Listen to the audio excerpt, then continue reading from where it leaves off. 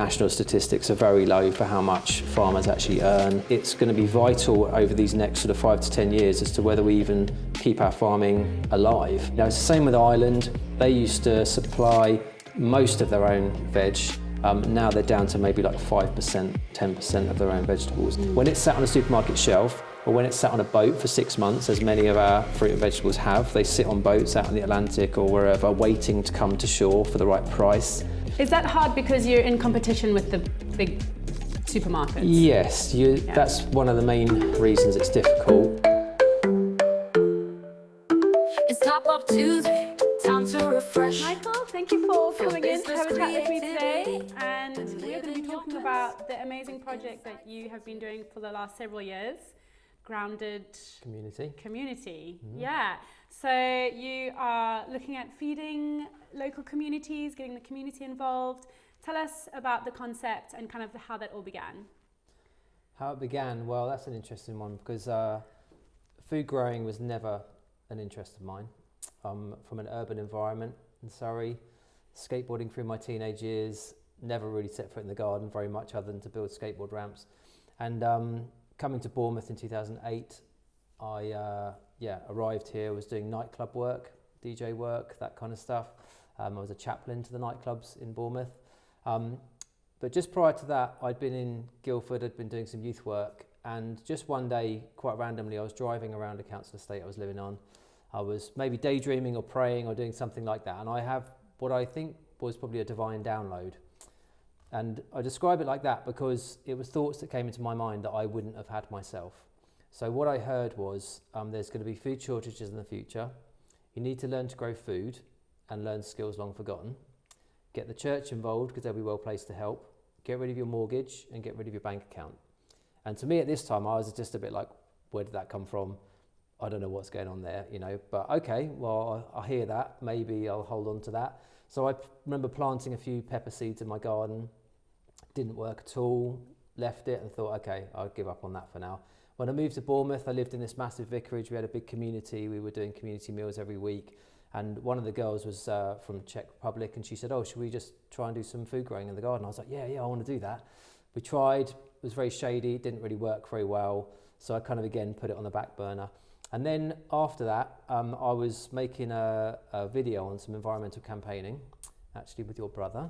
And we stumbled across a little garden in Boscombe, which is called The Secret Garden. And there was a guy called Alan Kenny there who was really inspiring about how he had this vision to help people grow food in their own gardens, get income for it, set them up, supplement, that's the word, supplement their income. And so that's where I started really. I got to The Secret Garden, got inspired and thought, you know what, I can volunteer here. So I started 2 days a week there. Very quickly it turned into a project. I have quite a sort of creative approach to things and also like to get people on board with what I'm doing and kind of share vision and stuff. So very quickly we got traction in this secret garden. So we just had lots of volunteers come and get involved. In 10 years, it's sort of expanded now to become a charity. Right at the beginning of the pandemic, we became a charity called Grounded Community. It has now got over 200 volunteers, 6 projects, 13 part-time staff, and it's expanded, put it that way, grown indeed. Wow. And so we're doing a lot of growing. We're growing food, we're helping support people, we're collecting surplus food from supermarkets and giving it to people. There's loads of activity going on. So I sort of, from that original, what I call divine download, into this space that we're in now, was a journey of probably 20 years. So it's been quite an interesting one. The first 10 years of that, I didn't even really do anything with those thoughts, but when this opportunity arose and we made that video and interviewed Alan, it was that sort of catalyst that was like, this is my moment, I can do this here. And yeah, it's developed into something quite amazing, really. Wow.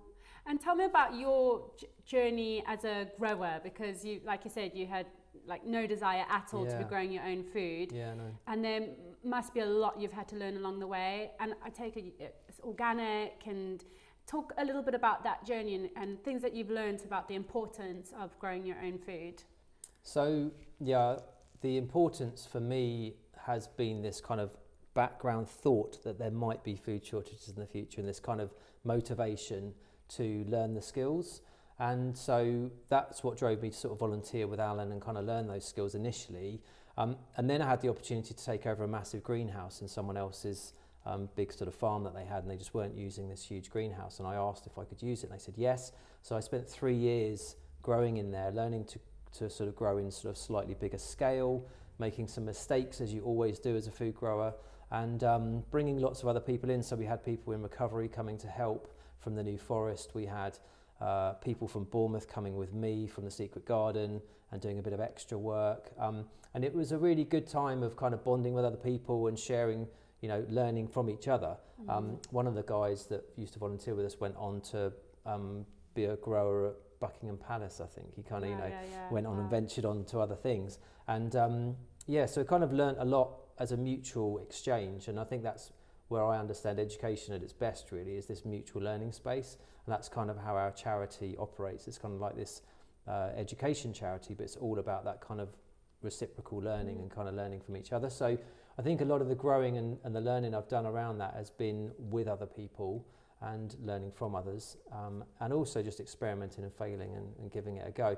But like I say, it didn't come naturally to me. It wasn't like a natural thing, but I think now it's, if I'm not out in the dirt in the week, I kind of have an unnatural sense that my life's not quite, you know, as it should be. And so I do really enjoy being outside and working with my hands and getting stuck in the dirt and seeing what happens when you put a seed in the ground and it suddenly grows into something. It's amazing. It's an amazing transformation. And you can put, you know, a bunch of seeds in a row and then come back, you know, in a few weeks and it's just gone crazy.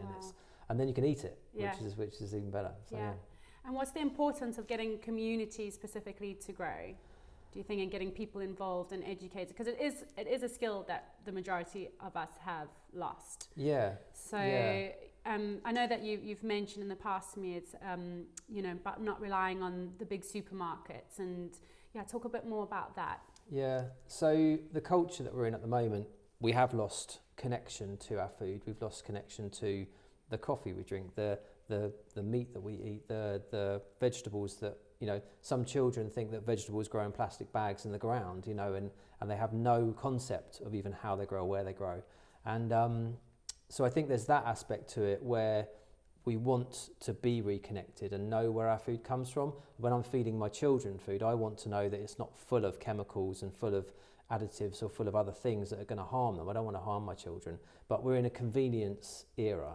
It's like, it's easy. It's actually very hard in some sense to grow food because it's just about consistent time, and that time is not something everybody either has or prioritizes. I think if we do move into a time of proper food shortage, I think we all experienced it in sort of 2020 with the pandemic. There was a shortage of certain foods and people panicked, they panic bought, they did all sorts of things. But actually more of a way of us sort of being community resilient is to be proactive and to start to learn skills so that if these things do happen, we don't have to then be running behind, we can actually be ahead. And I think that's what we've done as a charity, is we've set a lot of people up with food growing space in their gardens. We've given hundreds of people food growing skills, beekeeping skills, composting skills, things to do with their food waste. You can turn it into more food. It's like gold, you know.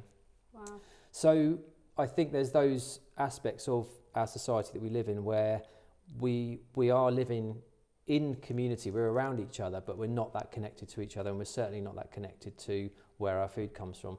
And going back in history, like a farmer would have been the sort of central person in any community. Everyone would have known the farmer, otherwise you didn't eat. But now, who knows a farmer?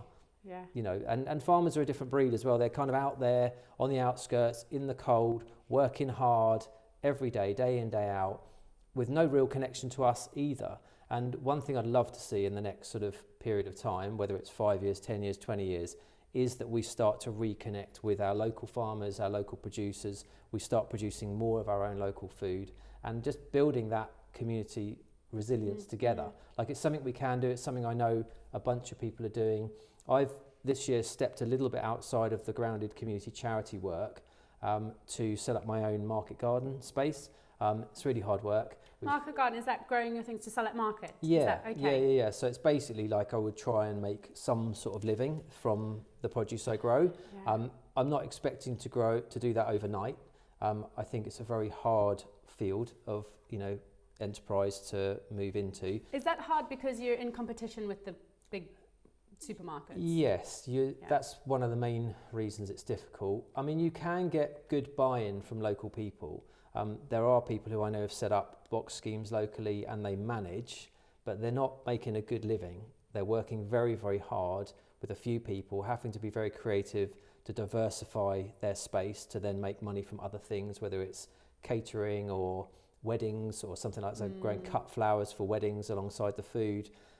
They're being creative so that they can actually make a living, but it's not a good living. And I think farmers across the board are not necessarily making a good living. They might be just scraping by, but I know national statistics are very low for how much farmers actually earn. And they're up against it. And I think the meat and dairy industry as well is massively up against it at the moment, being attacked left, right and centre really. And I think it's going to be vital over these next sort of 5 to 10 years as to whether we even keep our farming alive, let alone, and then we'll hit food shortage. If our farmers go, we're then reliant on Spain or other countries, China. I was talking to a chef in a local school the other day who said that he's been getting carrots from China and they're awful. He said he doesn't even know what they are. They don't peel like our carrots. They disintegrate in water. He said they're not even what I would describe as carrots, but that's what we're having to resort to. Because we can't grow them here? Because there's a window in the UK where we do normally get carrots from abroad. We grow carrots a lot of the year, but there is a window. We normally get them, I think, from France and Spain, but they've had massive shortages due to excess rain and cold and different conditions. So then we have to go further afield to get those goods. And we don't want to be in that position. No. It's the same with Ireland. They used to supply most of their own veg. Now they're down to maybe like 5%, 10% of their own vegetables. They don't even grow potatoes in Ireland anymore. Don't they? Not really. Wow. No. So dairy, and is that because of the environmental changes? No, or just not really. Because they're relying on other countries? It's because of monopolisation of food systems, and so supermarkets can buy it cheaper from large corporate interests rather than the local farms. So they then had to diversify. There's a story of a young lad, his mum runs a farm in Kent, and she used to grow about 7 or 8 different types of vegetables on the farm. She had to reduce it down to 1 to make it viable, and she now has to grow a number, I think it's a few million lettuces to actually break even. And she does that to sell to the supermarkets for 3 pence per lettuce. They would then sell it for how much? 50, 60, 70, 80p? Yeah. So who's making the profit there, And she's got to pay all the staff to do that. Obviously there's middlemen that do things like transportation and stuff like that. But that's the sort of scenario that we're in at the moment. And I, having had no interest in this in my past whatsoever, I'm sort of right now in the middle of this seemingly huge issue that we've got. And I think we've got to try and overcome it together. Yeah. And are you saying that the solution is the community growing and and being self-reliant, learning those skills as individuals and in families and in communities? I think there's definitely a place for larger scale growing for certain things. I think that we can grow a lot of our own produce. I think there are huge numbers of apple trees in our communities. I know because I've been to people's houses and picked their trees, but most people don't pick their apple trees. They just drop on the floor. They might put a box out the front for the neighbours, but we don't utilise the resources we already have around us. And I think we could be extending our resources. If each person grew a few things in their garden, it takes pressure off import from other countries. Growing your own tomatoes in season means you don't have to import them from other places. There's places like the Isle of Wight tomatoes. They're amazing. They're having a bigger impact now in terms of the region of the Isle of Wight and outside. We get Isle of Wight tomatoes here. And they're a really good example of a local grower that's built an enterprise that's working really well. Now that's quite a sort of reasonable scale, but we can grow tomatoes in our garden, so I don't have to have the expense of paying. What if you don't have a garden? I mean, you can grow them on your windowsill. You Yeah. know? I mean, I'm not saying everyone can do this. Yeah. Obviously, people live in flats, people live in different spaces, but there are enough, outdoor spaces around that we can grow something. We can learn what grows around us and pick that. Like along the coast here, we have lots of like sea kale that you wouldn't even know it's there, but you can you can go to the supermarket, buy kale, but you can also go to the cliff top and pick a few bits of sea kale. So there's things like that. Foraging is a whole nother matter, but I think in terms of us understanding food and its value, it has huge value, yet we massively undervalue the people that grow it. And I think when you start to grow some of your own food, you realise how much effort, time, care, and all of that goes into it, and then you appreciate it more, I guess. So it sounds like your relationship to eating your food has changed then. Yeah, massively. Are you more aware then, conscious when you're eating? Yeah, and it's like flavours, and because I do still buy some things from the supermarket. I'm not completely opposed to that system, but it's the essence of, I know that when I buy something from a supermarket, it's nowhere near as good as what I can grow myself or what I can get from other friends that grow food here. So I am definitely shopping more seasonally, trying to buy stuff that I know comes from more local sources. Like meat is particularly something that I'm quite focused on buying local when I can, and trying not to eat meat that's kind of from certainly bad sources. I like to buy free range organic wherever possible. That's what I aim for. And what about so you talk, there's a difference between, I guess, the veggies you buy from the supermarket and the ones that you grow. Where does that difference come from? Is that the soil? Is that the way it's being nurtured? There's some really good documentaries about soil. I won't go into that because it's a literally a minefield of information. But give us some of the main information points. When I got to the Secret Garden, this guy Alan gave me this amazing bit of information about fruit and veg. He said that a vegetable will produce its own vitamins from the sunlight, from the world around it, but the minerals it gets are all from what it mines from the soil. So if that mineral is not in the soil, it will not be in the vegetable. And it only takes 3 minerals to grow a vegetable. We're made up of hundreds of trace minerals, 65, 80 prominent minerals. That's what make up our bodies, this stuff. If we're not getting these minerals in our body, we're not going to be very healthy. And he was saying that he believes that many people are very mineral deficient. And so if you're growing a vegetable in good soil that's been mineralized somehow through compost, through manure, through whatever, when you eat that vegetable, most of those minerals are then available to your body instantly. And if you eat them quick from the ground, so within a day or 2, 3 days from the ground, it's even more available. When it's sat on a supermarket shelf, or when it's sat on a boat for 6 months, as many of our fruit and vegetables have, they sit on boats out in the Atlantic or wherever, waiting to come to shore for the right price.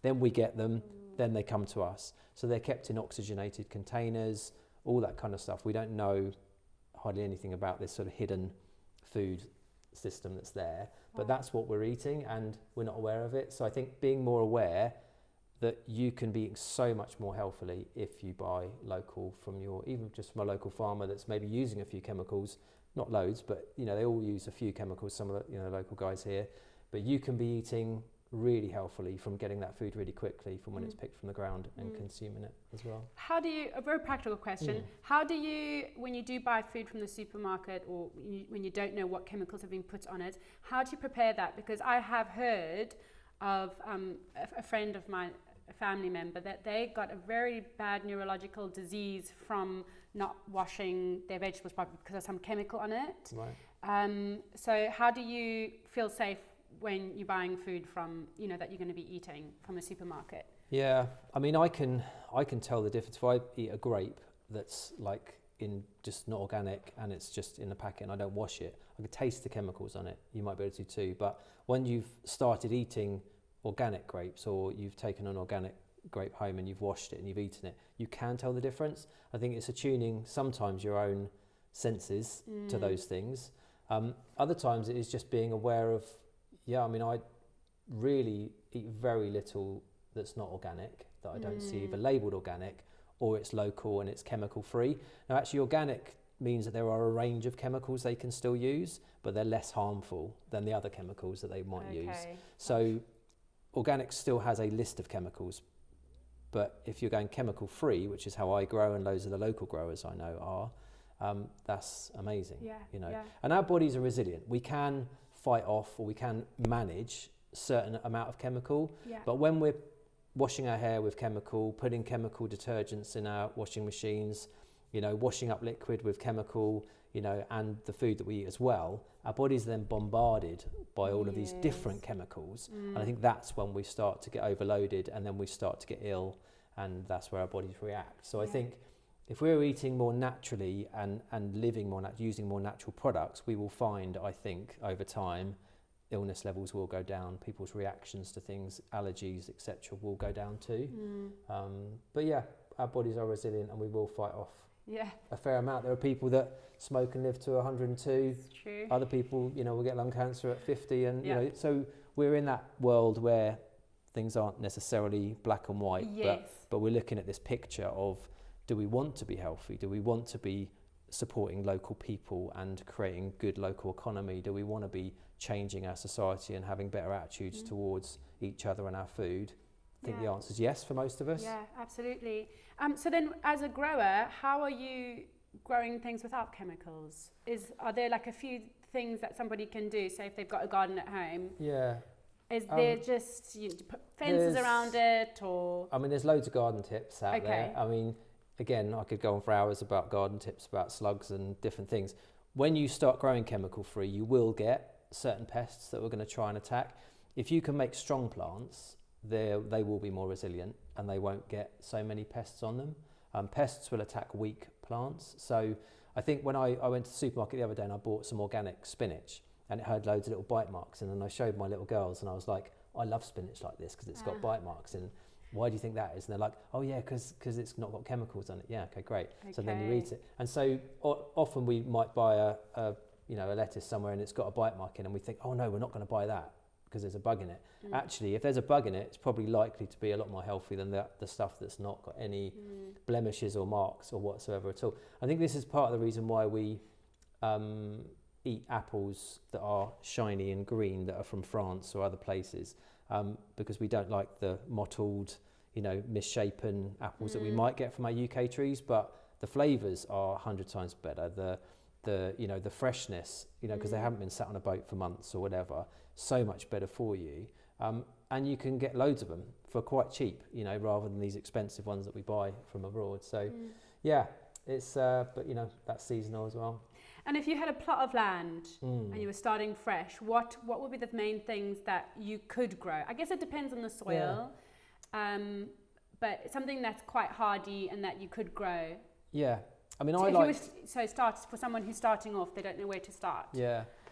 Okay, well, I mean, if you had a small plot, then I think growing 1 or 2 or 3 things, basically. You do want to grow a variety because it helps the soil, it helps nature around it.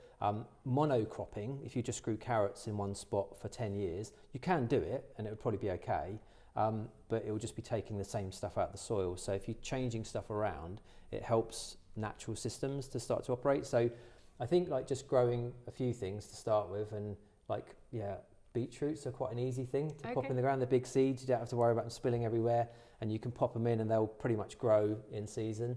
And you can use them for quite a lot of things. You can oven roast them, you can shave them and put them on salads, you can do lots of stuff with beetroot, make smoothies out of them.